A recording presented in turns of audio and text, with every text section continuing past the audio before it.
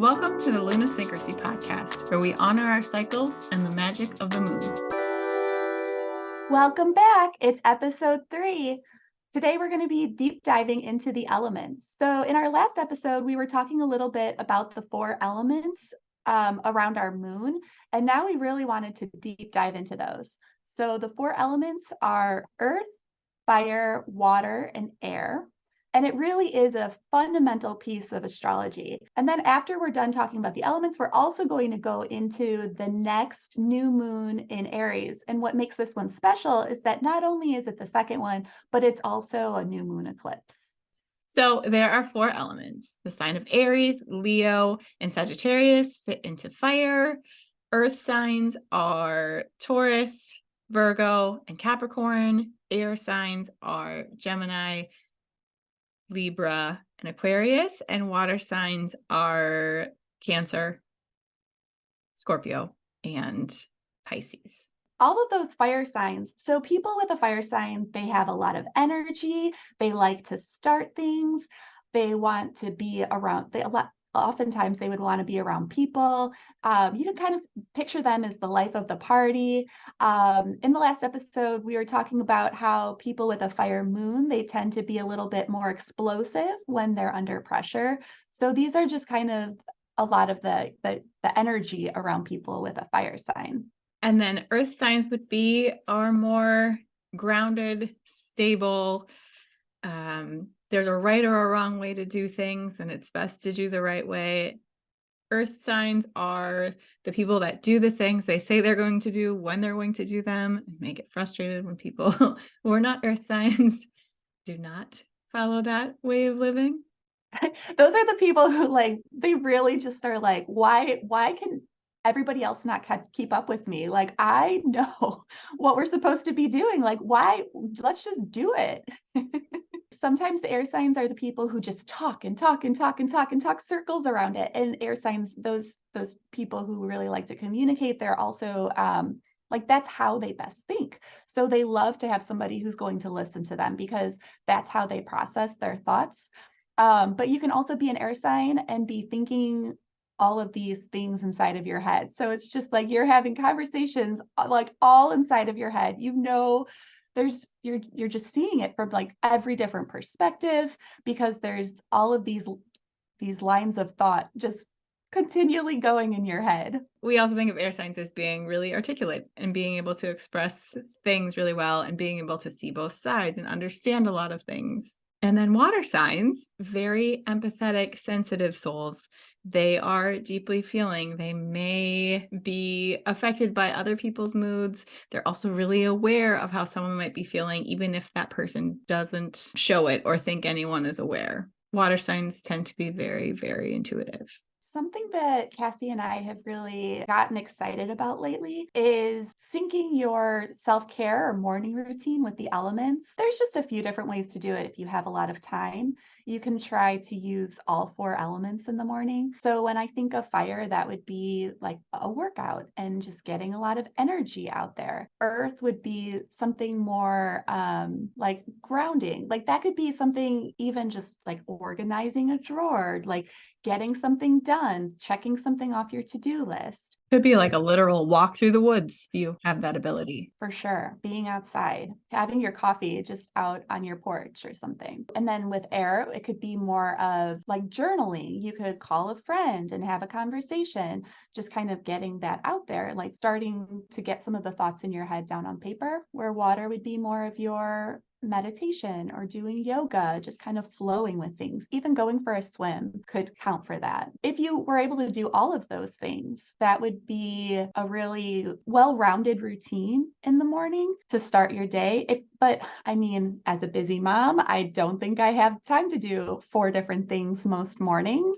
So what I like to do is, how am I feeling? Am I feeling extra emotional? Maybe I want to do something more watery to try to get that out of me and like help balance that. If I just have a lot of thoughts in my head, journaling that out will really help too. Another way I've done it is looking at the moon. So the moon right now is in Aries. That's a fire sign. So maybe when I wake up, it would just be like, let's go work out. Let's get some of this energy out. And that's like a really good way to kind of balance yourself for your day. And then besides using the moon's element, you could also just say, like, okay, I know I have a lot of air in me. So every day I want to journal and get some of that out. Or maybe I don't have a lot of water. And so you want to decide, okay, I'm going to meditate and just kind of start getting some of that. That water element within me. Like, this is my missing element. I need to start incorporating more of that into my life. And you actually have a quiz on your website that can help people figure this out, don't you? I do. Yeah. So we'll include that in the show notes. It's just a quick 5 question quiz to kind of give you an idea of which sign you or which element you have the most of so that you can start using that within your morning routine. I love that. I think it's really interesting, the elements in general, because you can look at one that might be really, really strong, that it, let's say you have really strong earth in your chart. Like, you're very good at getting things done and completing tasks and doing other things. Being outside or taking a walk outside, even though you've got plenty of earth, can just be so grounding and feel like home for you, that doing those things is just as important as you choosing to meditate, even though that's more of a challenge. Maybe you build it in, like, I feel at home walking outside, being in nature, but I'm going to make myself sit down near a pond for 10 minutes and do nothing else but just be with my thoughts. You can kind of use the elements to build on one another in your morning routine. And I love looking at it that way. And I love what you just said too, because I could think of some people I know who are very earthy and might be missing the water. And I can see them going for a walk and just loving that. And then, like, the second you ask them to do nothing, it's like, ooh, that feels hard. And I think that's kind of the whole point of this is, what is the element that feels hard? And how can you incorporate some of that into your life while also balancing out what you have a lot of?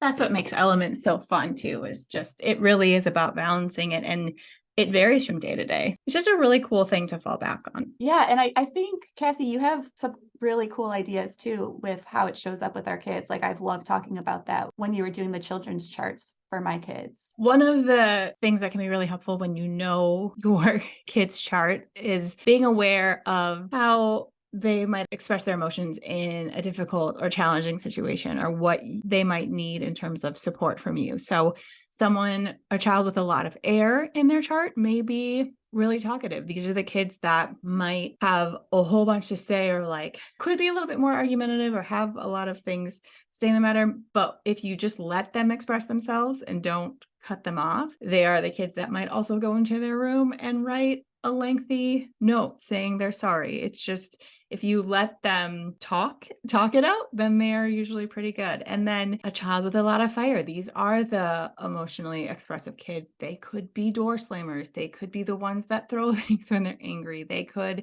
run. So giving them safe ways to sort of physically express their feelings and their emotions is a really good idea if you've got a kiddo with a lot of fire in their chart. A child with a lot of water, deeply sensitive, emotional kids, and they're going to be the ones that are going to be so affected by how other kids in their class are acting at school. And they may need to come home and just, either let it all out or just like decompress. They just carry a lot of feelings with them, their own as well as others. So giving them permission to cry, giving them permission to feel their feelings and express their feelings. I have a kiddo with significant water, and she loves showers, and that has been how she releases her emotions. Like, when our dog passed away, she would just take showers and cry in the shower, and that was what felt good to her. So it's just kind of like, I think instinctively our kids know how to express their feelings, and we just need to allow them to do that and not kind of put them into any sort of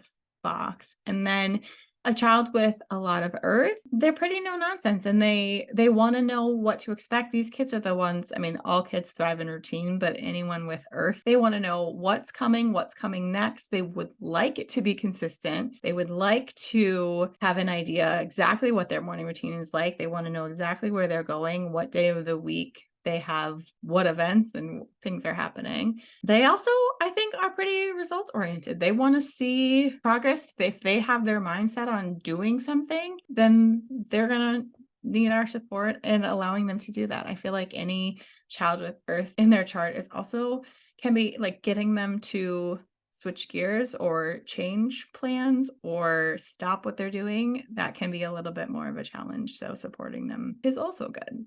And I love looking at this with kids because they're so in their element. Like they really are the element. And I think seeing this with my children is how I started believing in astrology. I was pretty doubtful with it before, but when I think of my kids' elemental mixes and how exactly they act, I just see that it's so pure. And I can look back at myself and I see how like some conditioning kind of changes you as you get older. But when we look at our kids and they're like under 7 years old and they're fully in their element, it's just kind of hard to deny it. Like we all have these set personality traits and like it really is who we are. And I would love to hear from you if you are a certain element and you don't feel that way at all. Like it would be surprising to me and I would love to talk to you about it. So Ruth is researching. yeah.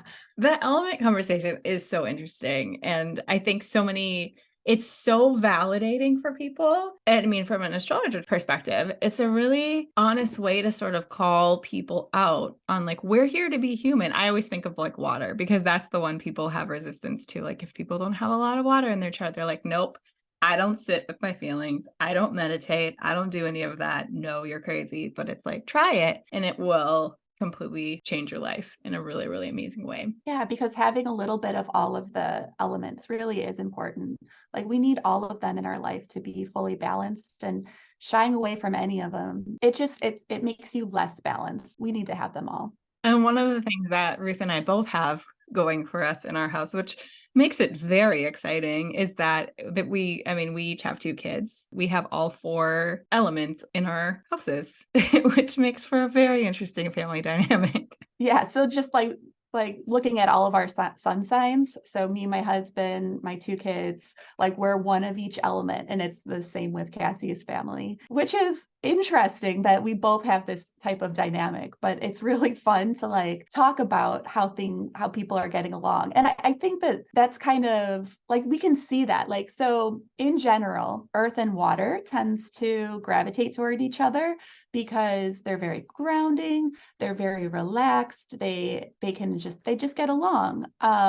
They're kind of more chill. They are the 2 elements that work the best together. So the same goes like even if you were like 2 earths or 2 waters, like you just kind of start understanding each other. And then there's like air and fire, they get along too, but that can really create a lot of energy. So when you think of a fire, the air is feeding it and it just like almost can cause an explosion, but in a good way of a lot of energy and like go-getter energy. Like, let's just go get things done. Like my husband and I are earth and water. And then we have 2 kids who are fire and air. So they end up being in this explosion of energy, exactly like Ruth is talking about. And which is very interesting. And then yours is a little bit different. Your elemental family makeup. We should coin that term, your elemental family makeup. So me and my daughter are air and fire. We tend to gravitate toward each other, and my son and husband are the earth and water, and they tend to gravitate toward each other. It's just funny for me to think about a lot. So in your family, if you and your husband are the earth and water, do you tend to be pretty chill, and then your kids are like boom, and everyone's like, whoa, where did this come from?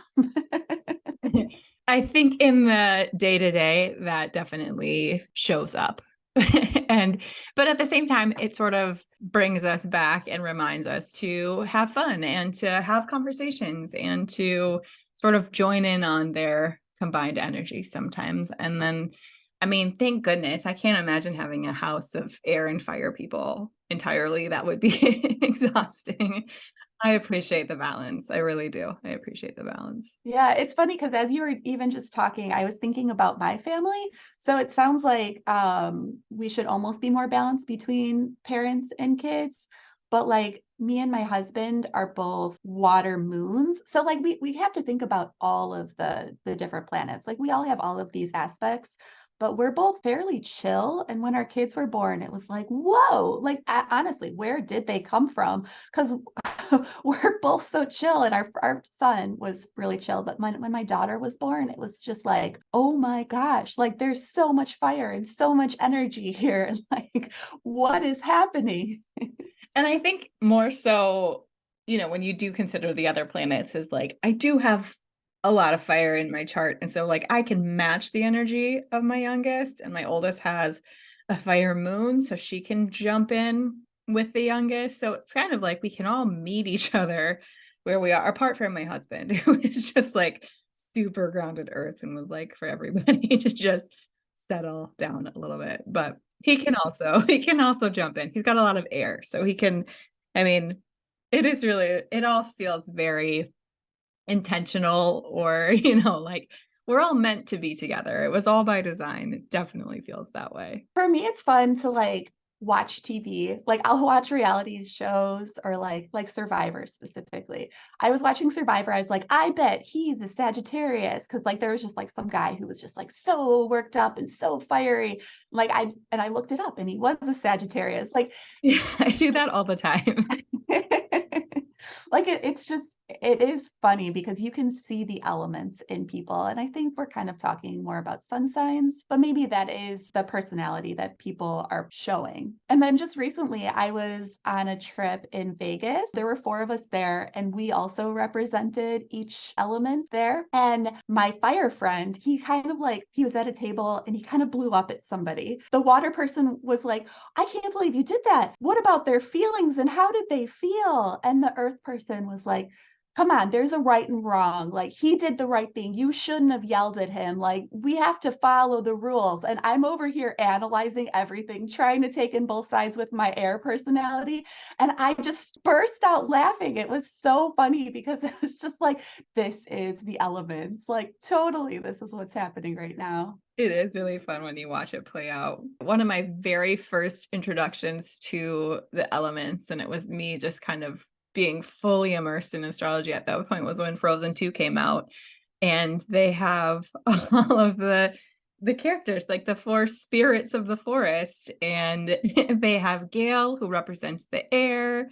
They have Bruni, who is like the fire spirit, little fire lizard. They have Knock, the water horse, and they have the rock giants, which represents earth. And I remember my kids being so young and we were talking about it, and I was explaining to them their signs and who was who in our family, and they just loved it. Like my husband is the rock giant, I am the water horse, my youngest is the fire Bruni, and my oldest is Gale. And they still talk about it. They still talk about how they are each element, each character from Frozen 2. But it's such a perfect representation of the elements. And it really is just so relatable, like all of it. Like I think once you see it, it's hard to not see it in people anymore. Yeah. And then there's a new movie coming out, I think in May or June, called Elemental. It's a new Pixar movie. It encompasses all the elements. I'm really, really excited for that one too. Moving on from the elements, we have a new moon eclipse in Aries, April 19th.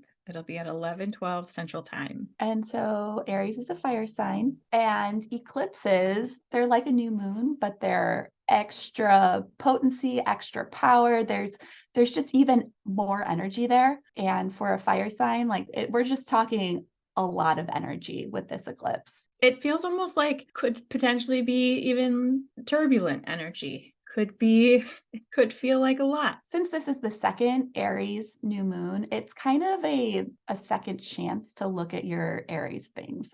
So, like, what was your intention for the first Aries new moon? Like, how is that going? What's going on? Have you done the work? Have you balanced what you want to do with other people during that full moon? It's like a second chance for bold start or a new beginning. It is a second chance. It really is. It's so new things are going to be coming up too. What an eclipse is, it has to do with like the north node and the south node. So that really represents our karma and like where we're coming from as people. And so the north node and south node, they're very close to this new moon. And so it's going to be bringing up kind of your karma stuff. And so like Cassie had said, there can be a lot of challenges that are going to be coming up for this. Originally, you set one intention. You might still want to be doing that, and you might have big things kind of coming up in our way. It's important to know like these challenges, they're not happening to us, they're for us. And how do we move past them? What do we need to change in our lives to really do what it is that we want to do. Like, we don't want to give up. We don't want to just say like, okay, forget it. This was too hard. I can't do this anymore. Life is giving us these opportunities to kind of move on and like, okay, I need to get past this. I need to get over the top of the mountain, and then it's going to be much easier beyond that. But like, let's not give up. So many of the things that present themselves as challenges in our lives are, I mean, they're all here to teach us something, and we become better through them. So if you look back on the last month since the last time this new moon was in Aries, and we had all of this Aries energy, and it was this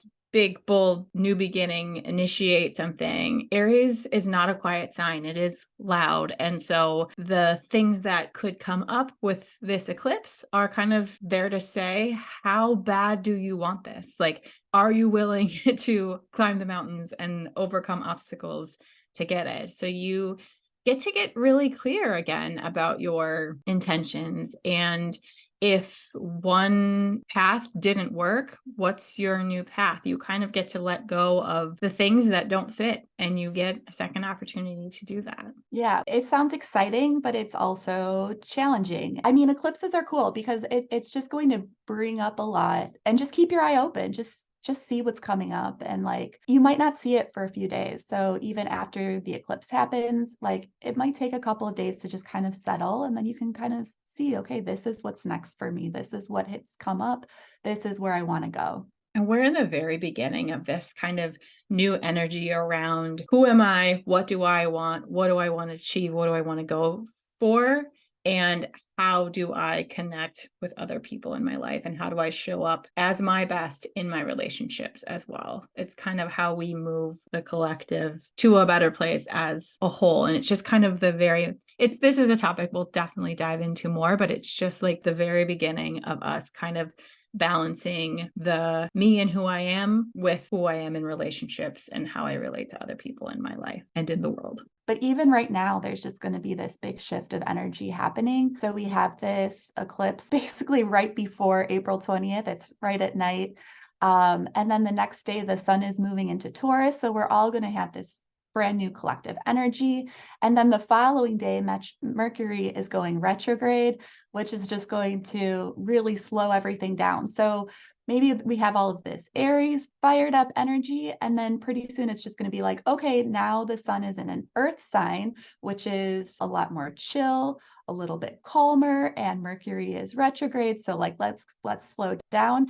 It really probably will feel like almost like a screeching halt to the energy in the air. And Mercury is going retrograde in the sign of Taurus, which is another grounded earth sign. And so it's very practical. And the sun will be in Taurus as well. So after we have this new moon eclipse asking us to reevaluate things and restart, and it's sort of giving us this second chance. What do I really want? Now Mercury is going retrograde and saying, how do we use our resources in a practical way? What is the most logical approach to your goals or the things that you want to accomplish? And are you using your resources in the most beneficial or logical way? And so Mercury is the planet that really rules our mind and how we're thinking. And so Mercury in Taurus is already pretty, like, it's slow, but it's not stupid, right? So it just, like, as you think about things, they're going to be kind of slow. You think about it a couple of extra times.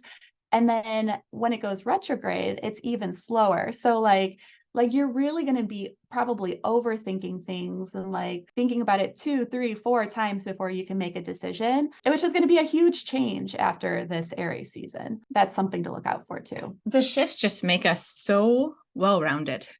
So like keep us grounded, bring us back to earth, literally, because it's an earth sign. And we're all literally just like going through these cycles all of the time. And it's just fun to be aware of them and just kind of see the differences. And like, why did I feel this way last week? But this week I feel totally different. And a lot of that has to do with the energy that's happening in the sky. You don't get to get comfortable and just coast through life when you're constantly growing and evolving and becoming better. And I love that. Yeah, it's hard, but it's also very interesting to watch. I think that concludes our 3rd episode of the Luna Syncrasy podcast. Thanks for being here with us. And happy new moon in Aries again.